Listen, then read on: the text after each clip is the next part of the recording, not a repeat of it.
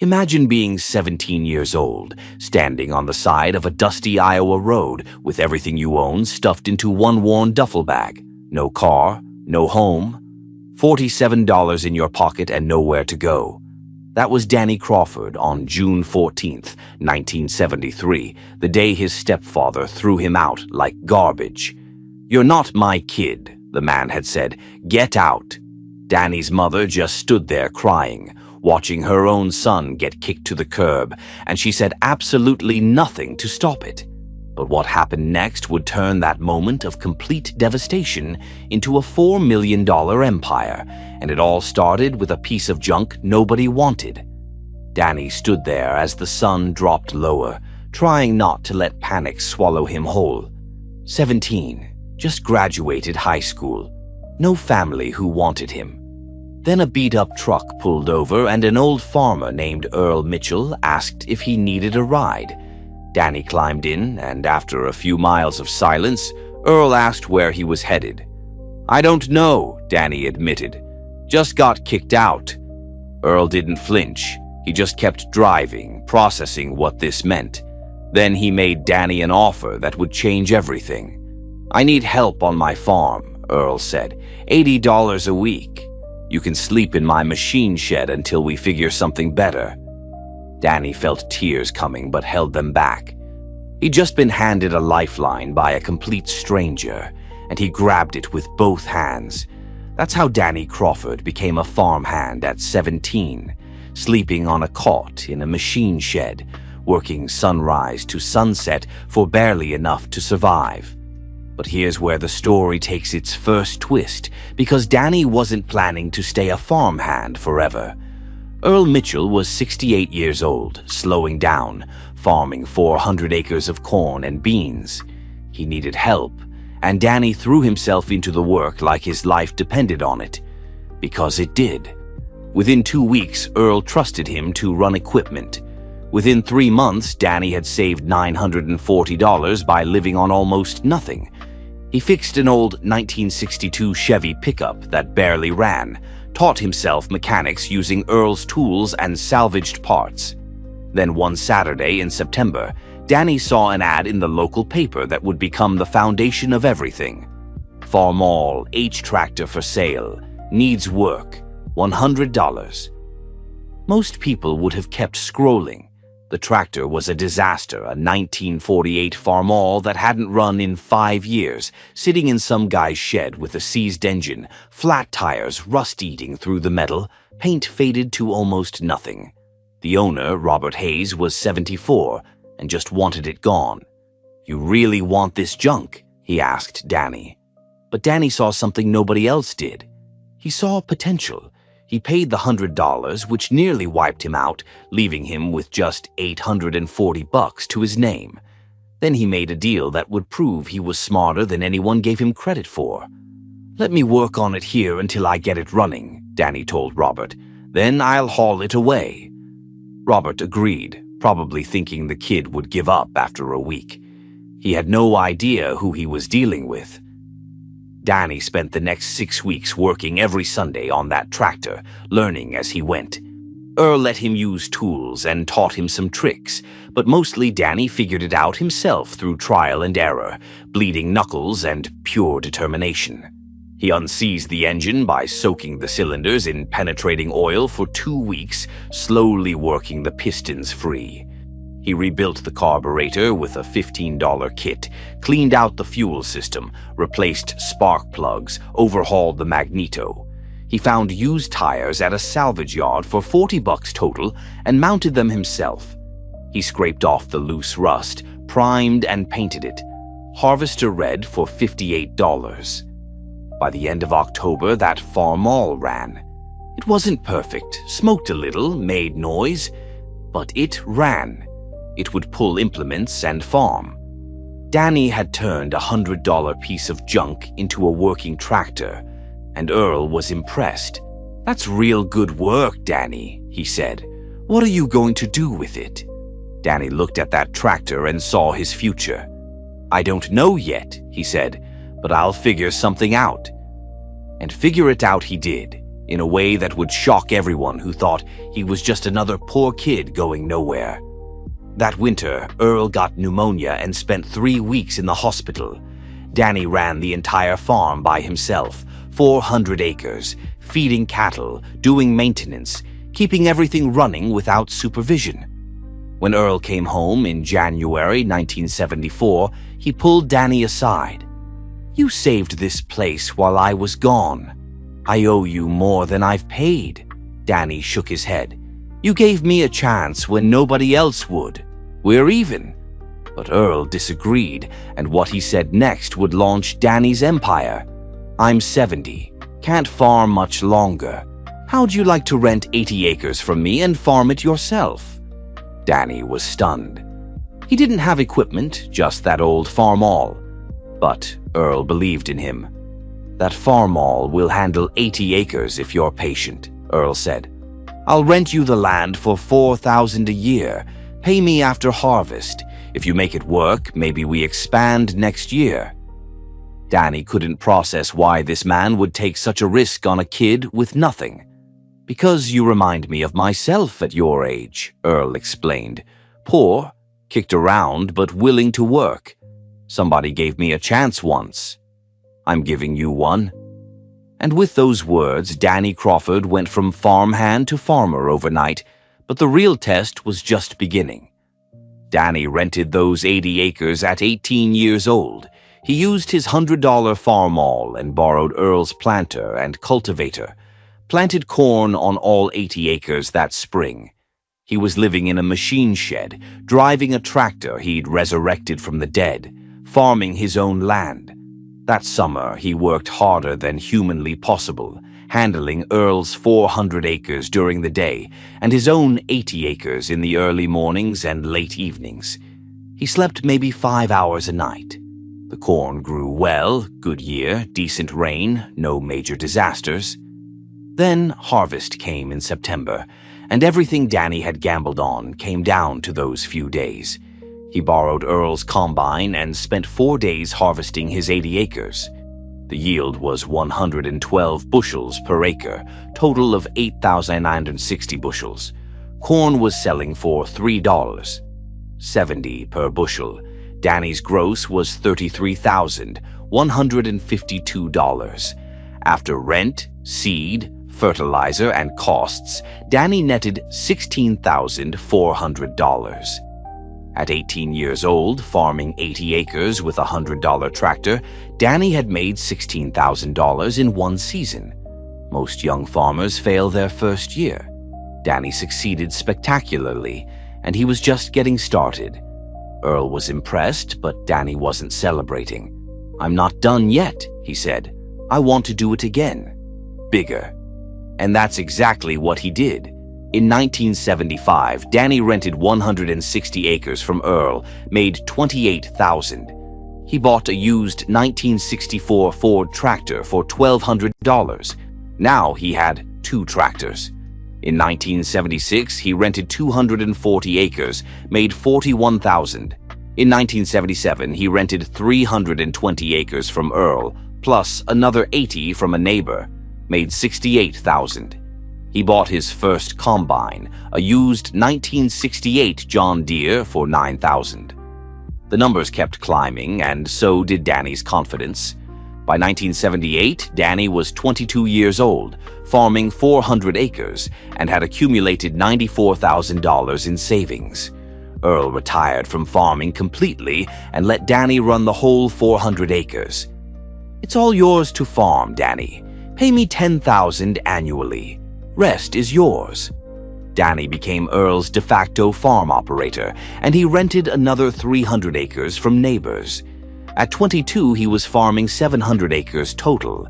His equipment fleet was all bought and paid for, no debt, all used equipment he'd restored himself or bought smart.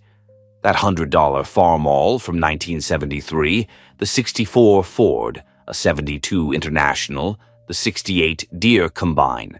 By 1981, Danny was 25, farming 1,200 acres, making over $100,000 annually, with $230,000 in savings. Then opportunity knocked, and it knocked hard. Earl died in January 1982. His nephew inherited the 400 acres and immediately put it up for sale. Asking price was $320,000. Danny made an offer of $280,000 cash, and the nephew accepted. At 26 years old, Danny Crawford owned 400 acres outright, plus he rented another 800. 1,200 acres total operation. And it all traced back to that $100 Farmall he'd restored in a shed 9 years earlier. That tractor still sat in Danny's machine shed. He never sold it, never would. It represented everything he'd overcome, everything he'd built from nothing. The numbers kept exploding. By 1990, Danny owned 800 acres, rented another 1,000, net worth of $4 million. By 2000, owned 1,400 acres, rented 1,200, net worth $8 million. In 2010, at 54 years old, Danny decided to tell his story to Farm Journal magazine. "You were kicked out at 17 with $47, the reporter said. Now you're worth over $3 million. How? Danny thought carefully before answering. I bought a $100 tractor that nobody wanted, fixed it, used it to farm 80 acres, made $16,000 the first year, reinvested everything, never stopped working, never gave up. Took 37 years. But I built this from nothing." The reporter asked about his family, about the stepfather who kicked him out. Danny's face grew sad. "My mother died in '89. We never reconciled. That's my biggest regret." "And his stepfather?" "Still alive, last I heard. Lives about 40 miles from here. We haven't spoken since the day he threw me out." The reporter pressed.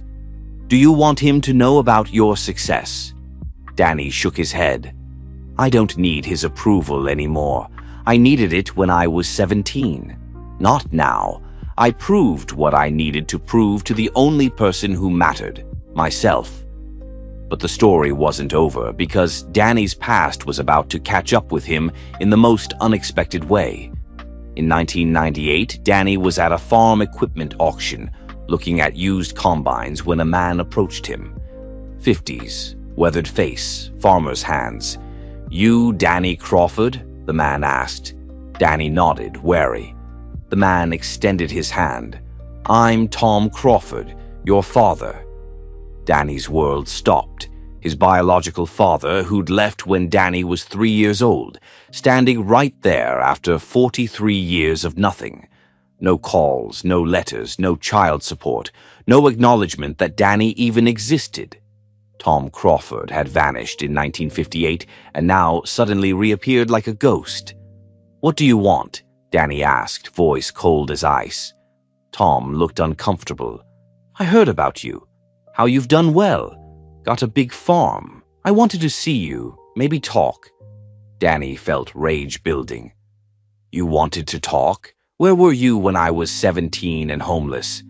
Where were you when I needed a father?" Tom stammered.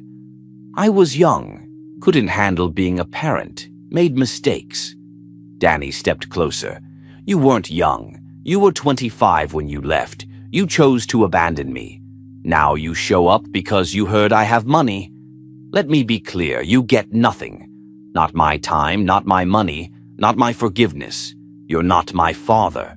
You're a stranger who happens to share my DNA. Stay away from me and my family." Danny walked away, and Tom Crawford never contacted him again. But that confrontation taught Danny something important about revenge. He realized he didn't need it. His success wasn't about proving anything to the men who failed him. It was about building something good for himself and his family. In 1995, Danny had married Sarah Jenkins, a local teacher. They had 2 kids, Earl, born in 1996, and Claire, born in 1998. Danny named his son after Earl Mitchell, the farmer who'd given him that first chance. Earl Mitchell had died in 1982, but his legacy lived through Danny's son. Danny made sure his kids never experienced what he had experienced. They had stability, security, college funds, a father who was present even when he was busy. Danny refused to repeat the patterns of the men who'd raised him. But here's where the story takes another turn, because that $100 Farmall became more than just a tractor. In 2005, Danny's son Earl was 9 years old and asked about the old red tractor in the shed. "Why do we keep that? It's so old." Danny took Earl out to the shed and told him the whole story, from getting kicked out to buying the tractor for $100 to building everything from that foundation. Earl listened, eyes wide. "Can I learn to drive it?" Danny smiled. "Absolutely." And that's how the fourth generation learned farming on the same tractor that had started everything. Danny's grandson would eventually learn on it too. The Farmall became a teaching tool, a family heirloom, a symbol of perseverance. Danny started it regularly, maintained it, used it for small jobs around the farm. People began hearing about it, the legendary $100 tractor that launched a multi-million-dollar operation. Farm magazines wanted to feature it. Documentaries wanted to film it. Danny became a minor celebrity in farming circles, not because he was the richest, but because his story resonated. From nothing to something, from broken to fixed, from rejected to successful. That narrative hit people hard, especially young farmers starting with nothing. Danny began helping other young farmers, renting them land at fair prices, mentoring them, teaching them what Earl Mitchell had taught him. He helped over 40 young farmers get started over the years. His advice never changed. Start with what you have, fix what's broken, work harder than everyone else, save aggressively, build slowly, and never forget where you came from. Some succeeded, some failed, but Danny gave them all a chance because someone had given him one. That was Earl Mitchell's legacy flowing through Danny to the next generation. In 2012, a documentary filmmaker asked Danny, "What did success cost you?" Danny was quiet for a long time before answering. "It cost me a childhood. I grew up fast at 17. It cost me a relationship with my mother. We never reconciled before she died. That hurts still. It cost me thousands of hours with my kids when they were young. I worked too much in the 80s and 90s trying to build this. Can't get those hours back." The filmmaker asked if he regretted it. "Parts of it," Danny admitted. "I regret not trying harder with my mother. Regret missing some of my kids' childhoods. But I don't regret building this farm. My kids have security I never had. My grandkids will inherit something real." Then came 2016, and the confrontation Danny never expected. He received a letter from his half-brother, Mark. They'd barely spoken since their mother's funeral in 1989. The letter said, "Dad had a stroke. He's dying. Wants to see you. Says he has things to say. Will you come?" Danny showed Sarah the letter. "Should I?" she answered. "Only you can answer that." Danny thought for 3 days. Finally decided yes, not for his stepfather, but for himself. For closure. He drove to the nursing home in Grundy Center, the same town where he'd been kicked out 43 years earlier. The irony cut deep. His stepfather was in bed, 89 years old, looked small and frail, nothing like the angry man who'd thrown Danny out in 1973. "Danny, you came," he whispered. "I came," Danny replied. Long silence. Then, "I was wrong to kick you out. You were just a kid." Danny nodded. "Yes, I was," his stepfather continued. "I was angry. Your mother brought you into the marriage. You weren't mine. I resented that, took it out on you. That was wrong." Danny asked, "Why are you telling me this now?" The old man's voice cracked. "Because I'm dying and I don't want to die knowing I destroyed a kid's life and never apologized." Danny looked at him and felt nothing. No anger, no forgiveness, just emptiness. "You didn't destroy my life," Danny said. "You made it harder. But I survived, built something good. I have a family, a farm, security. Things you never gave me, but I found anyway. His stepfather closed his eyes. I heard. Your brother told me. Said you're worth millions. That true? Danny confirmed it was. The old man said, I was wrong about you. Thought you'd fail. Thought you'd end up in jail or dead. You proved me wrong. Danny stood to leave. Can you forgive me? His stepfather asked. Danny stopped, thought about it, then gave an honest answer. I don't know. Maybe someday, but not today. You took my mother from me, made her choose between us. She chose you. I can't forgive that yet. Maybe I never will. Danny left. His stepfather died 2 weeks later. Danny didn't attend the funeral, felt no guilt about it. Some bridges burn beyond repair, and that's okay. Sarah asked if he regretted going. No, Danny said. I needed to hear him admit he was wrong, needed to tell him I succeeded despite him. That closure matters. But forgiveness? That would have been a lie. And Danny was at peace with that, because he'd learned the most important lesson of all. You don't need approval from people who hurt you. You don't need to give forgiveness you're not ready to give.